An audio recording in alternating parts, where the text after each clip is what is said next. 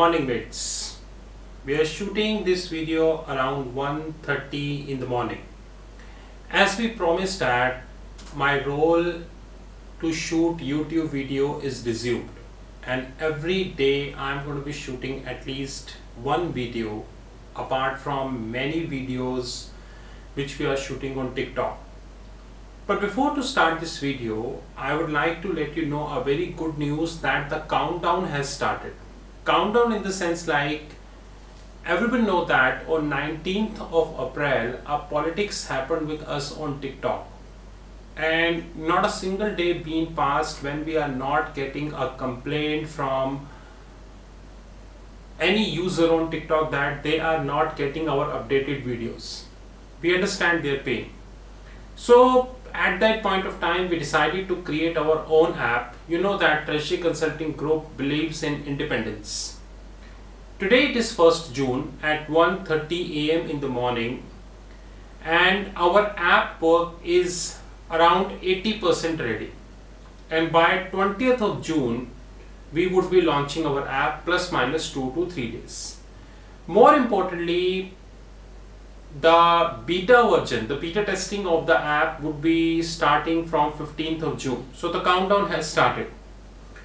All those who do not like us because of our attitude, our vision of growing and everything, they need to understand one thing very clearly, that this is just the beginning.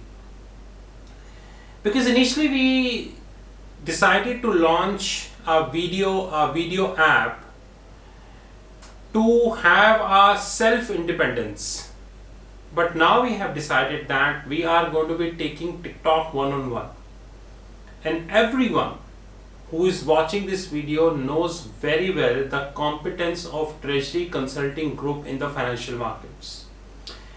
Everyone here knew that the kind of data, the content we are going to be putting up in the app is not anywhere in the whole globe.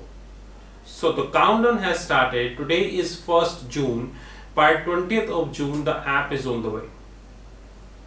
And today I am going to be talking about a pretty interesting topic, although I did cover this topic 2 to 3 years ago, but now I would like to cover it again because the circumstances under which I covered this topic 3 years before, the circumstances is completely changed now. Now I am shooting this under a different set of circumstances, and that topic is the monetization of the national debt by Reserve Bank of India. What are the consequences and all. But before starting this topic, I would like to tell you a small story. And the story is that there was a guy, and before telling this story, let me tell you that if there is a resemblance of that story anywhere, it is purely a coincidence, because these all are imaginary characters. So there is a guy called Ramlal who is working in Reliance Industries Limited as Assistant Manager Finance. His wife Preeti is working in ExxonMobil India at Assistant Manager or Manager Finance. All imaginary characters. Ramlal is earning 1 lakh per month, while Preeti, his wife, is earning 1.5 lakhs per month. Total they are earning 2.5 lakhs per month. Assuming the monthly expenditure of a family, they are having one kid, the monthly expenditure of a family is 50,000, so 2 lakh is their saving. Assuming the total corpus they saved till now is 50 lakhs, assuming, and all of a sudden they both decided to shift from Delhi to Mumbai. We are assuming that Reliance India and ExxonMobil India are giving them opportunity to move to Mumbai at an appropriate role. Just an imaginary story. They went through any housing website and they got to know that the price at which they are getting home in Mumbai is 1 CR, minimum 1 CR.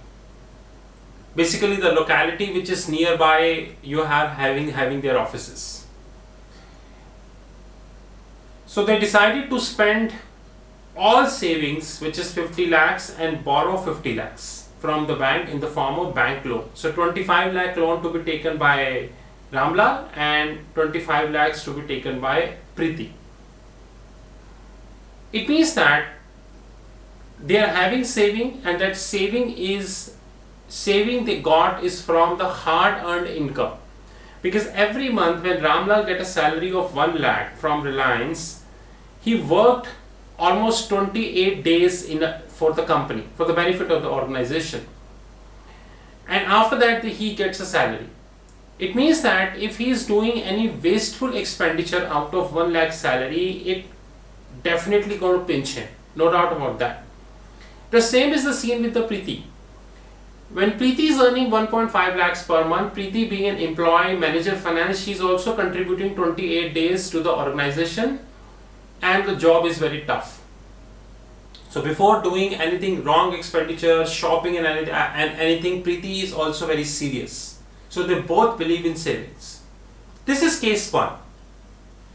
So before buying 1 CR home, they are using 50 lakhs as their saving corpus, borrowing 50 lakhs from the bank, plus they are making a resolution together is that for the next 2 years they will even going to save a penny. Right, they are even going to save a penny because they borrowed 50 lakhs from the bank which they need to repay. Okay, this is case 1. In case 2, all of a sudden Ramlal and Preeti both were on their way towards the bank to get a loan, and all of a sudden Preeti got a call, and this call is from the family member, a very I think it's a relative which Preeti herself was not aware about, a far relative. And that relative told Preeti is that this person is no more, and that person left with the inheritance of 200 crores because you are the last blood relationship in the family, basically the hierarchical sequence. Then Preeti is excited because Preeti got 200 crores worth as an inheritance. Preeti immediately told to Ramlal and said that there is no point going to bank, rather we decided to buy 1 CR home. Now we would be buying a penthouse in Mumbai, and forget the penthouse, there is no point working, let's start our own business. Because she got 200 crores as an inheritance. It may be possible that the attitude of Ramlal and Preeti will change. They even enter into some kind of spendthrift also. Now in the English, the meaning of spendthrift means lavish attitude, wasteful attitude. This whole story is known as the monetization of national debt. Every country in the globe borrows money from the public. The best example is Tokyo. Majority of the national debt of the Tokyo is in the hands of the locals. Henceforth, from 2008 till 2020 COVID crisis, there is never been any opportunity that Japanese debt came to bust or came to default, because majority of the debt is being owned by the locals. India is almost having the similar scene if we exclude the ECB, external commercial borrowing and trade credits. The big boys are taking like Reliance and all other industry. If we exclude this figure, then more or less the scene is same. What happened previously, government used to borrow the money from the market, going to invest and pump this into the system and make some money. And whatever money they're going to make, they're going to pay the interest, and eventually they continue to pay the principal. In the last several years, without entering into any political debate, we have seen that in the last 4 to 5 governments, we have seen that the situation is, rather than paying the principal, government is entering into the mode of rollover, which means that one government took the funding, And after 10 years, whatever, if the same government come, okay, even if the different government come, they're going to roll it over. So the government believes in only paying the interest, because if that principle is getting matured, government takes the fresh debt and pay the existing. Ultimately level is the same. Now the total debt we have in the books of government is huge. And unfortunately, there is no right research we have in the public domain, even on the RBI website, which can confirm the exact details on year-on-year basis, block-on-block basis. In finance term, this is known as block-on-block basis. We don't have that data as of now, the crystal clear data. But the interest payments the government do is eating up huge revenue of the government. And that revenue, and the government is only getting the revenue from the taxes, because we know that majority of the public sector concerns in India, they are either at loss or they are on the verge of privatization.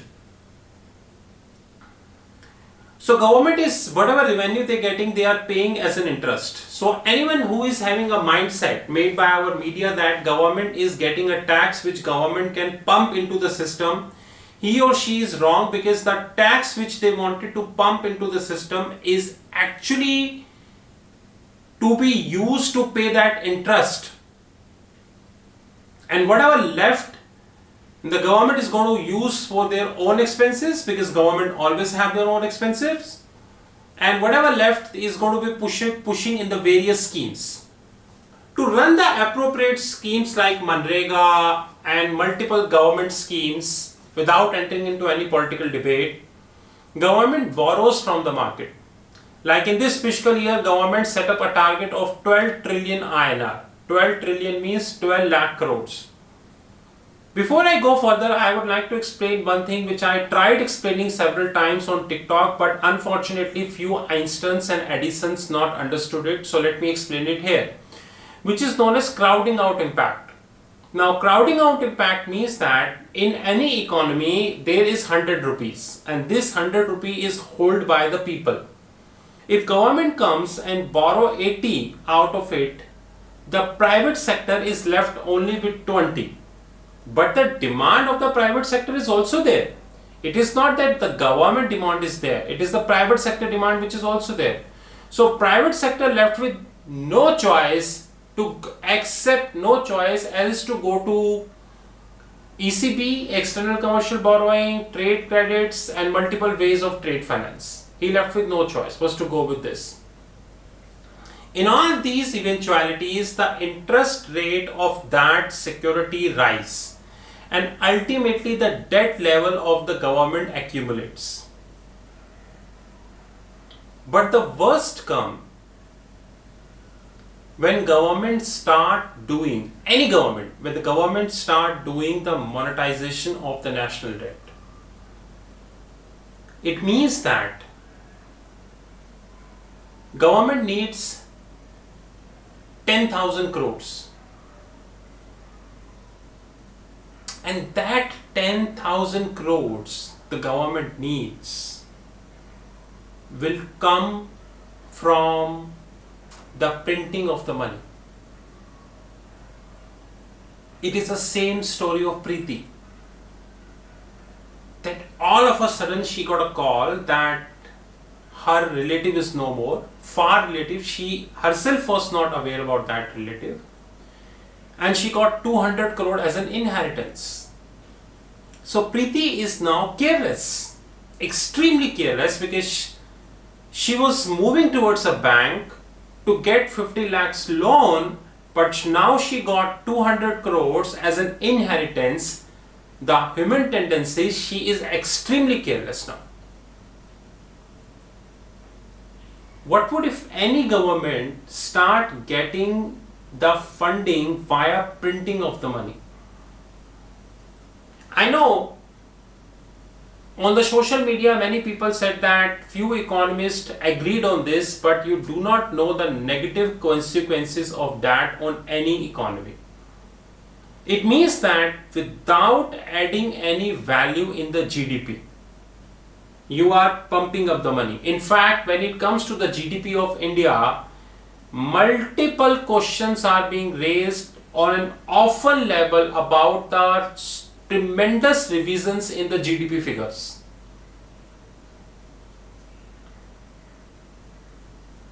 And data accuracy is always a concern. This is one form of monetization. Another form of monetization is, this is the direct form of monetization, that government needs the money, RBI print the money, right, and give to government. One is indirect form of monetization. And that indirect form of monetization is that the accumulated debt of government on every year basis, because it is continuously accumulating. I still remember that in 2017 people used to say that every year RBI borrows around 6 lakh crore and they pay 1.5 lakh crores. So the net borrowing RBI do every year is closer to 4.5 lakh crores. It means that if I go on an average note, that every year the debt is accumulated by 4.5 lakh crores. By the way, this is not a small amount. The indirect form of monetization is when RBI print the money and buy back these securities. Officially you are reducing the debt. So if you open the RBI monthly bulletin, you will see that, wait. Last year the government debt was 200 rupees. Now it is 150. It means that government paid, they are doing a good job. But we do not know that the 50 rupees the government paid is actually not from the GDP, rather it is from the printing of the money. It pushes any government to be careless, and at the same point of time it inflates the inflation, depreciates the currency, and have a negative implications on the gold.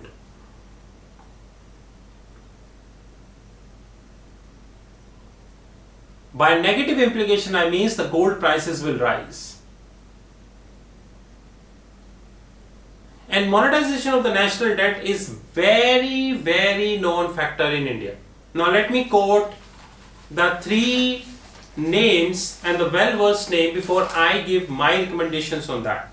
Number one is the C. Rangarajan, the former RBI governor. The inavailability of financing part of the government borrowing is very much there. These are not normal times.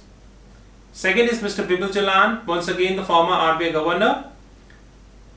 These are not usual times, these are extraordinary times. The government and the RBI should and will take measures which are required. It is not important to say I won't do this or that. Number three, Mr. Pranab Sen, who raised serious concern nowadays. You cannot worry about day after tomorrow when tomorrow itself is uncertain. These times should be self-limiting. There must be a time frame that should be specified. But the question is, these all statements are applicable to the central bank who do monetization once in blue moon. What about a central bank where monetization is a normal process? Let me read this.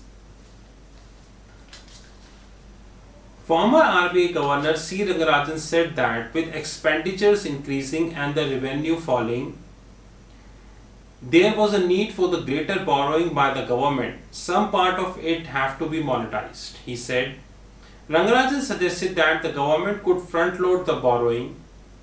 It can borrow the bulk of fiscal year 21 in the first quarter or the first half, and the expenditures grow. It will borrow more. Some part support will come from RBI. Some monetization of the debt is inevitable. This is what we understand the normal function of the monetization, in which RBI acts as a manager of the monetization, because the printing of the money is always in the hands of RBI. Of course, RBI do once they get direction from the government. What would the other monetization if RBI himself buy the security of the government? Complex? In the first scenario, two cases. Government need the borrowing, RBI print the money and give to government. Second, RBI print the money, give to the people, those who holding the securities, bought back, officially the debt is reducing, but the reality, the printing of money is going on, which unnecessarily creating the circulation of money, which is known as M0 to MZN, monetary aggregates, and creating a lot of trouble in the economy. In second, what would RBI himself arranging that? Let me read for you.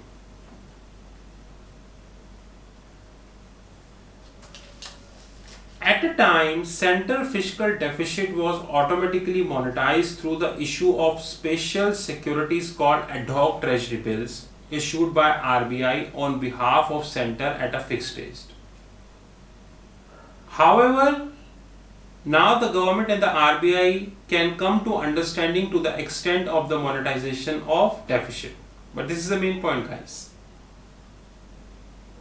The government had through the Finance Act 2017 again enabled RBI to participate in the primary bond market to monetize fiscal deficit to the central under certain conditions. The government had through the Finance Act 2017 again enabled the RBI to participate in the primary bond market to monetize the fiscal deficit of the center under certain conditions. It means RBI is acting as a primary dealer. This video is complicated and do not expect this video from media. Never expect this video from media, never expect anyone talking about these technical things on the YouTube. It would have a denting impact on Indian rupee, there's no doubt about that.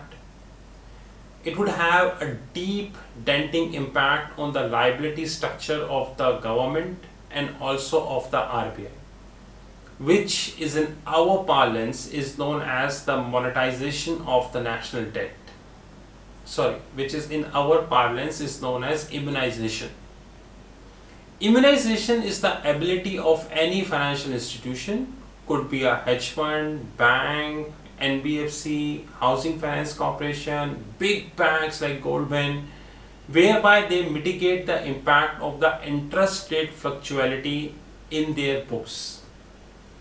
But the monetization of the national debt is always a deep trouble for any immunization program, even if it is handled by the best brain. And it would have deep denting impact on the gold also.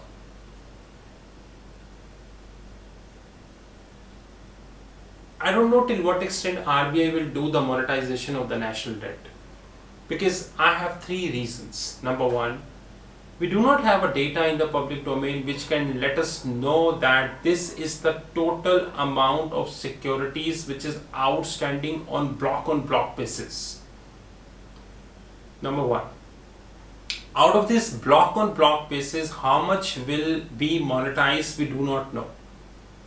And another troublesome factor, the securities which are going to get monetized, are these already a part of SLR, statutory liquid ratio?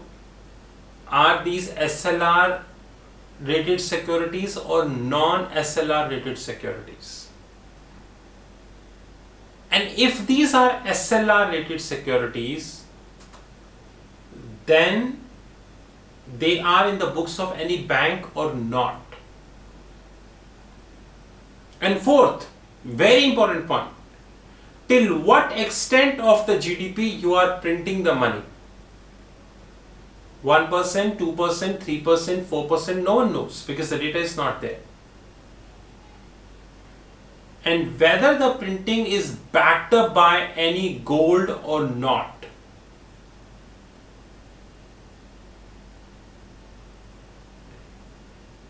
These all things look imaginary. It is the same situation like in 2018 when I raised the voice on the SoftBank, I got criticized. Today the same SoftBank cutting 10% jobs. Almost all startups in India are asking people to step down. Now people are writing to us and saying that you was right.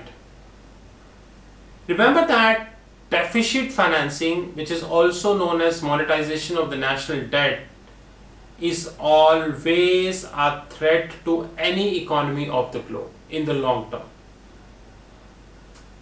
And monetization of the national debt having too much power to even destabilize any economy of the globe, even it can destabilize the whole economy of the globe. Guys, according to OECD, who is the leading research firm of the globe, due to this coronavirus, trillions of debt will accumulate in the books of multiple governments of the globe. Trillions of debt. And guys, the debt which they are taking is not free.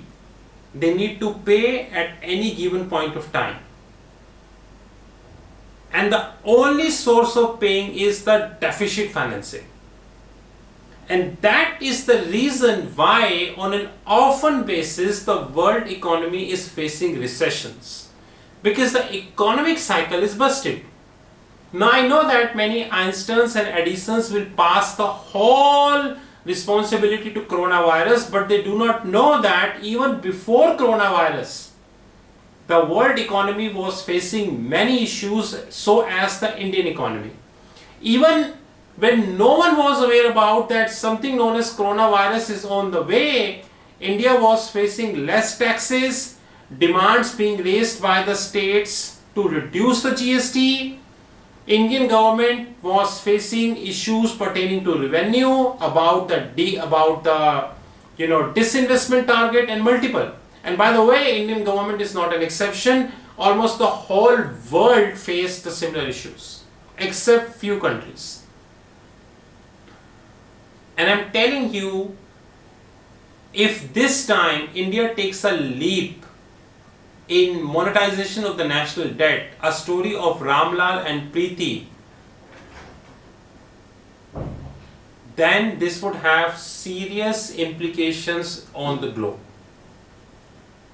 Because Indian rupee is also a non-deliverable currency, just like Chinese yuan.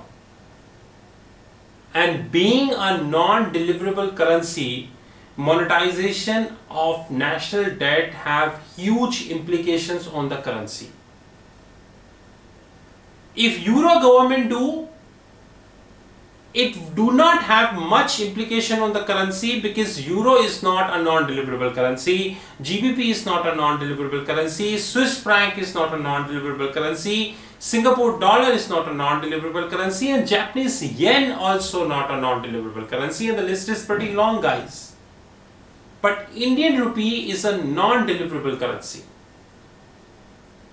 And the onshore-offshore spread which we are trading in Indian rupee would have severe implications of that.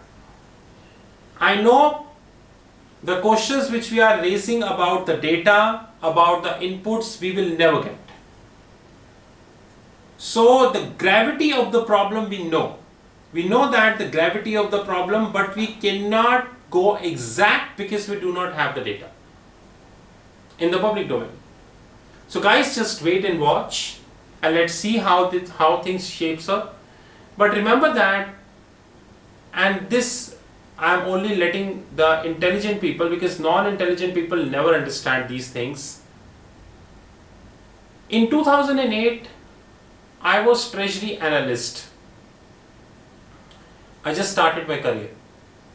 And at given point of time, one of the best the best brain in the economics told that the central banks of the globe, they just had a painkiller. They not fixed it. I not understood this at that point of time. I'm telling you honestly, I not understood it, that what he always wanted to say. I love reading newspapers. You can see that. I love reading. I think newspaper is an absolute source of knowledge if you know how to read that. I not understood in 2008. But now in 2020, whatever this person said, and unfortunately I forget it who said that, whatever this person said is cent to cent true, because central banks had painkiller, they never fixed it. And now the young generation is trying to fix it, but the more you fix it, the more it get complicated and the more it get out of hands. And the young generation started feeling that we are nowhere in the game. Similarly now, rather than fixing it, what are we doing? We are taking heavy dose of painkiller. So there is a difference. One is a dose of painkiller and one is a heavy dose of painkiller. So rather than fixing, you're taking heavy dose of painkiller, and guys, you know that heavy dose of painkiller is not conducive for anybody. Anybody. I hope you understood what I wanted to convey. It is same thing I conveyed in 2018 about the startup funding in India.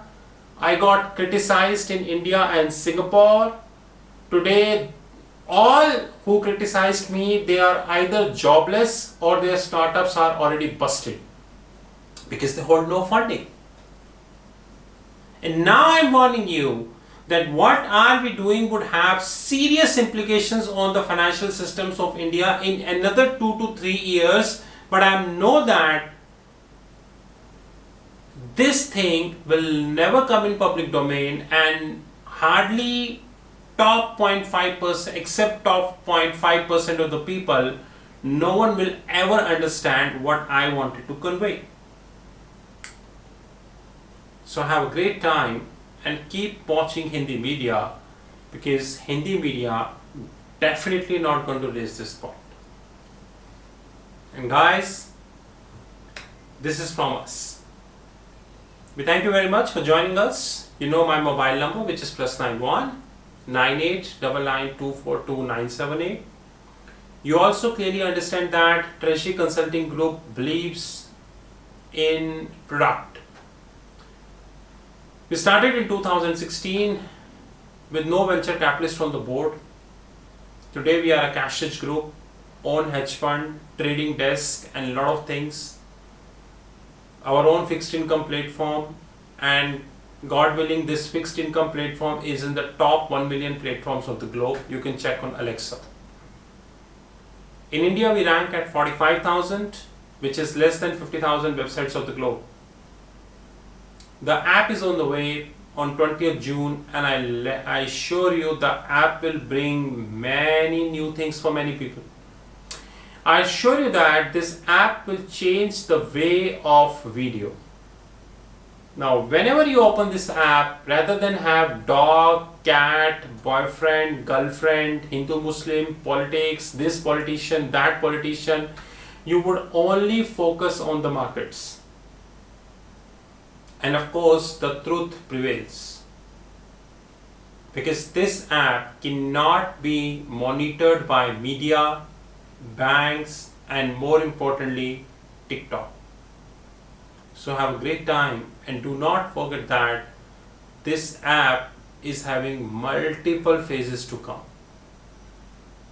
Have a good time and happy monetization of national debt.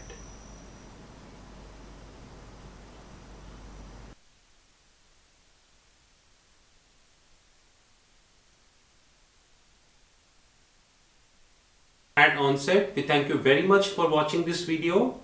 The purpose of the Treasury Consulting Group YouTube channel is to spare a lot of knowledge, and that too practical knowledge, in the public domain. We feel that the current education system in majority of the countries of the globe believes in degree, but we believes in knowledge. People often ask what Treasury Consulting does. Treasury Consulting is a Singapore multinational headquartered group wherein we currently have 3 legal entities, which is Singapore, India, and Hong Kong. Eventually, in this year, we are planning a British entity and 2 OBRs, which is Overseas Bank Representative, which one in Germany, one in Greece, tentatively. On knowledge front, we do offer a lot of stuff. We are having our fixed income platform www.fixedincome.global, wherein around 62 plus live trading desks are there. And by December 2021, which is approximately 2 years from here, in a phased manner, about 100 plus, which is about 38 more will come. So in another 2 years, around 100 plus desks would be live. We do have around 200 plus training courses covering various topics which are available live on our fixed income platform. Currently we offer in 5 parts, which is functional trainings, forensic trainings, regulatory trainings, information technology trainings and technological trainings. More trainings are coming. Apart from that, we do offer MTM desk, which is mark to market of derivative, consultancy, project implementation, treasury management system, almost everything which we are coming, and more product domains are coming. On a knowledge basis, treasury consulting hold our hedge fund academy, which is 182nd platform. We hold our audiobook academy, which is known as audiobook. We are coming up with our OTT platform, which is over the top, which we titled as TRFX, and it would be completely different than we have Amazon and Netflix due respect to both companies. Our investment bank, hedge fund, it is also coming. More importantly, we operate 44 plus WhatsApp groups, and where we cover the books, the magazines, the bank research reports, I would say the GST, the corporate finance, the educational videos, the treasury, derivative, financial markets, synthetic derivative and whatnot. All these 44 WhatsApp group are linked with the thread. So if a member of one group wanted to join another group, he can freely join that group. We do operate almost daily derivative email. You are welcome to join our group, but once again this group is subject to invitation and we will see your profile, we scrutinize your profile. So it is not for all, it is based upon the people, those who hold good profile. But if you have a fire in you and we see that you wanted to learn something different, we will definitely give you an opportunity to join. More importantly, my mobile numbers, which is +91 9899 242 978. My alternate number +91 9818 485 155. Both are in the public domain. They both are on WhatsApp. You are welcome to WhatsApp me at any point of time. Do not forget that we are the only platform when it comes to private placement, and there are so many things we are offering in private placement and many things which we are adding. Overall, Treasury Consulting is currently a Singapore multinational headquarter group, which would soon be London headquartered group, and Singapore would be Southeast Asia headquarter for Treasury Consulting. Our fixed income platform www.fixedincome.global cover a lot of information.